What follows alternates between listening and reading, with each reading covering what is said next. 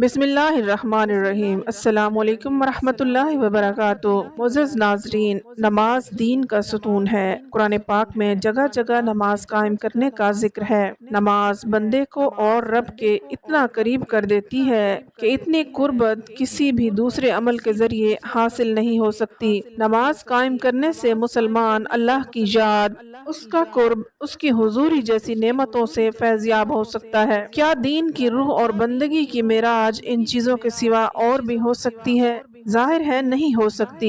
ایمان کی جڑوں کو نمی اور تازگی صرف اللہ کی یاد سے ملتی ہے۔ جس طرح درخت کی جڑوں کو نمی یا تازگی نہ ملے تو وہ سوکھنے لگتا ہے، پھلنا پھولنا بند کر دیتا ہے۔ اس لیے ہر شخص کا دل اللہ تعالیٰ کی یاد سے غافل ہو جائے، اس کا ایمان مرجھا جاتا ہے۔ نیک اور صالح شخص وہی ہو سکتا ہے جس کے اندر ایمان کی تازگی موجود ہو، جس کے دل میں اللہ تعالیٰ کی یاد ہو۔ تو ناظرین، نماز کی بہت زیادہ اہمیت ہے۔ مسلمان اور کافر میں فرق کرنے والی نماز ہی ہے۔ جو نماز پڑھتا ہے وہ مسلمان ہے اور جو نماز نہیں پڑھتا وہ کافر ہے۔ ناظرین، آج کی ویڈیو میں ہم آپ کی توجہ ایک اہم مسئلے کی جانب کروائیں گے کہ کیا نماز میں آنکھیں بند کرنا درست ہے یا نہیں، اور کن حالات میں آنکھیں بند کرنے کی اجازت دی گئی ہے۔ علماء نے اس حوالے سے کیا فرمایا ہے؟ اس سے پہلے ضروری ہے کہ رسول اللہ صلی اللہ علیہ وآلہ وسلم کی نماز کیسی تھی، اس حوالے سے بات کر لی جائے۔ حدیث پاک کا مفہوم ہے کہ تم نماز ویسے ہی ادا کرو جیسے تم نے مجھے ادا کرتے ہوئے دیکھا ہے۔ تو ناظرین، اس کے لیے ضروری ہے کہ رسول پاک صلی اللہ علیہ وآلہ وسلم کی نماز کی حالت کے بارے میں جانا جائے۔ اللہ کے نبی صلی اللہ علیہ وآلہ وسلم نماز کس طرح سے ادا کیا کرتے تھے؟ اللہ تعالیٰ کے محبوب بندوں میں انبیاء کرام علیہ السلام، صحابہ کرام علیہ السلام، اولیاء کرام رحمت اللہ علیہ ہیں۔ اللہ تعالیٰ نے انہیں اپنی خاص رحمت سے نوازا اور انہیں مقام عبدیت سے سرفراز کیا۔ ان محبوب ہستیوں کی نماز میں بے پناہ محویت اور خشوع و خضوع تھا۔ رسول اکرم صلی اللہ علیہ وآلہ وسلم اعلان نبوت سے پہلے بھی غار حرا میں عبادت الہی میں مصروف رہے، مگر جب آپ صلی اللہ علیہ وآلہ وسلم نے اعلان نبوت فرمایا تو آپ صلی اللہ علیہ وآلہ وسلم کو نماز کا حکم ملا اور آپ صلی اللہ علیہ وآلہ وسلم اس پر کاربند ہوئے۔ ابتدا میں آپ صلی اللہ علیہ وآلہ وسلم چھپ کر نماز ادا کیا کرتے تھے۔ نبی کریم صلی اللہ علیہ وآلہ وسلم کی نماز مثالی ہے۔ آپ صلی اللہ علیہ وآلہ وسلم کی نماز میں حد درجے کی مثال ہے، گویا کہ آپ صلی اللہ علیہ وآلہ وسلم کی نماز کامل تھی۔ آپ صلی اللہ علیہ وآلہ وسلم نفلی نمازوں میں بھی خشیت الہی سے اشکبار ہو جاتے اور اللہ تعالیٰ کی طرف اتنی لگن اور محبت سے متوجہ ہوتے کہ دنیا کے ہر خیال سے بے نیاز اور بارگاہ رب العزت کے بالکل قریب ہو جاتے۔ اللہ تعالیٰ کے حضور آپ صلی اللہ علیہ وآلہ وسلم جیسی کامل اور مقبول نماز نہ کوئی پڑھ سکا اور نہ کوئی پڑھ سکے گا۔ آپ صلی اللہ علیہ وآلہ وسلم تہجد پڑھا کرتے تھے اور شروع میں آپ صلی اللہ علیہ وآلہ وسلم پر نماز تہجد فرض تھی۔ اس کے کچھ عرصے بعد صبح و شام آپ صلی اللہ علیہ وآلہ وسلم نے 2 رکعتیں پڑھنا شروع کر دی۔ اس کا ذکر قرآن پاک میں یوں ہوا ہے: صبح و شام اپنے پروردگار کا نام یاد کیا کرو اور رات کے وقت دیر تک اس کو سجدہ کیا کرو، اس کی تسبیح کیا کرو۔ مفسرین کا کہنا ہے کہ رات کو اٹھ کر دیر تک نماز پڑھنے کا حکم 1 سال تک باقی رہا۔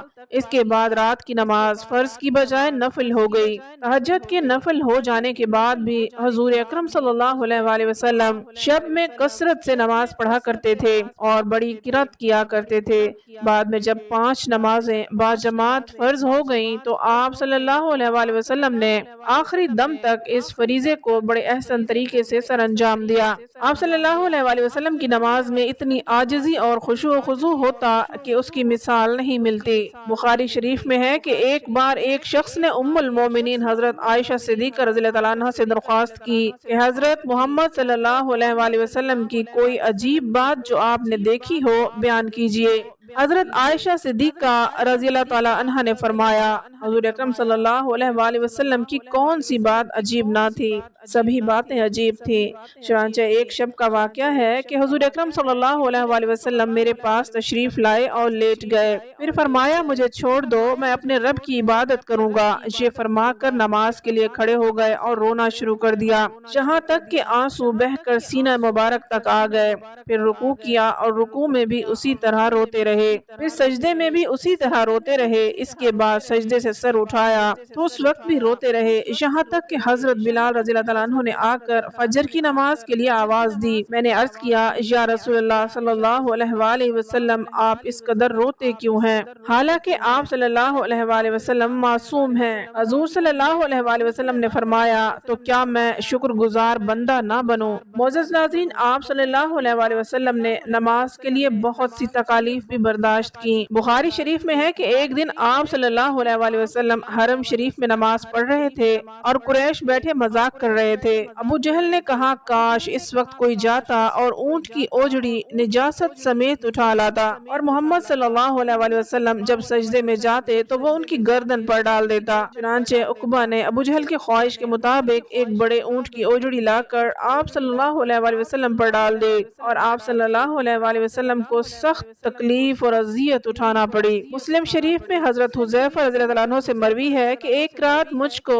حضور اکرم صلی اللہ علیہ وآلہ وسلم کے ساتھ نماز پڑھنے کا اتفاق ہوا۔ حضور اکرم صلی اللہ علیہ وآلہ وسلم نے سورہ بقرہ شروع کی۔ میں نے سمجھا آپ صلی اللہ علیہ وآلہ وسلم 100 آیتوں تک پڑھیں گے، لیکن آپ صلی اللہ علیہ وآلہ وسلم اس کو پڑھ کر آگے بڑھے۔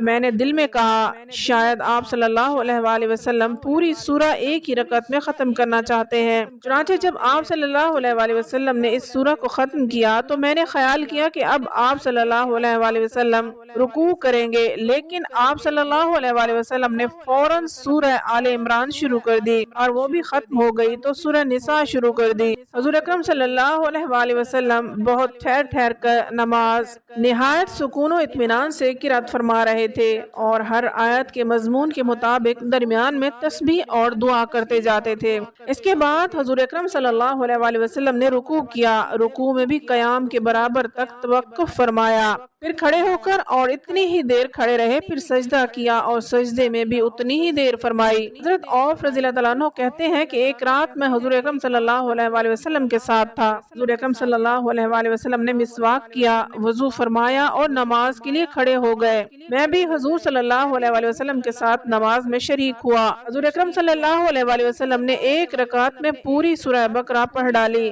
جہاں رحمت کی آیت آتی ٹھہر جاتے اور دیر تک رحمت کی دعا مانگتے رہتے۔ سورہ کے آخر پر رکوع کیا اور اتنی دیر تک رکوع میں رہے جتنی دیر سورہ بقرہ کی قرات میں لگی تھی۔ رکوع کے بعد اتنا ہی طویل سجدہ کیا، دوسری رکعت میں سورہ آل عمران پڑھی، اسی طرح ہر رکعت میں پوری ایک سورہ پڑھتے رہے۔ ناظرین، رسول پاک صلی اللہ علیہ وآلہ وسلم اس طرح سے نماز پڑھا کرتے تھے۔ کیا ہم نے کبھی غور کیا کہ ہم کس طرح سے نماز پڑھتے ہیں؟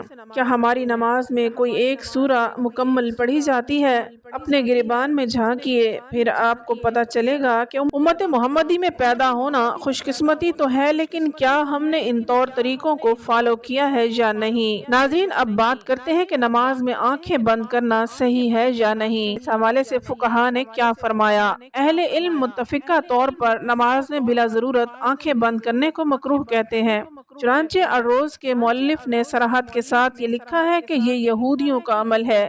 اس طرح تحفۃ الملوک کے مؤلف نے بھی اس کے معروف ہونے کی صراحت کی ہے، لیکن انہوں نے کسی قسم کی ضرورت ہونے یا نہ ہونے کا ذکر نہیں کیا، اور کاسانی رحمۃ اللہ علیہ کہتے ہیں کہ یہ مکروہ ہے کیونکہ یہ سنت سے متصادم ہے، کیونکہ نماز کی حالت میں سجدے کی جگہ پر دیکھنا شرعی عمل ہے، نیز یہ بھی کہ ہر عضو کا عبادت میں حصہ ہے، چنانچہ اسی طرح آنکھوں کا بھی عبادت میں حصہ ہے۔ مراقی الفلاح کے مصنف نے نماز کے دوران آنکھیں بند کرنے کو مکروہ کہا ہے، تاہم کہیں مصلحت کا تقاضا ہو تو جائز ہے، بلکہ انہوں نے یہ بھی کہا ہے کہ بعض اوقات آنکھیں بند کرنا آنکھیں کھلی رکھنے سے بہتر ہوگا۔ امام عاص بن عبد السلام رحمۃ اللہ علیہ نے اپنے فتاوی میں ضرورت کے وقت آنکھیں بند کرنے کی اجازت دی ہے کہ اگر اسے نماز میں خشوع زیادہ پیدا ہونے کا امکان ہو تو آنکھیں بند کی جا سکتی ہیں، جبکہ ابن قیم رحمۃ اللہ علیہ نے زائد المیعاد میں صراحت کے ساتھ لکھا ہے کہ اگر آنکھیں کھول کر رکھنے میں نماز میں خشوع زیادہ پیدا ہوگا تو آنکھیں کھول کر رکھنا ضروری ہے،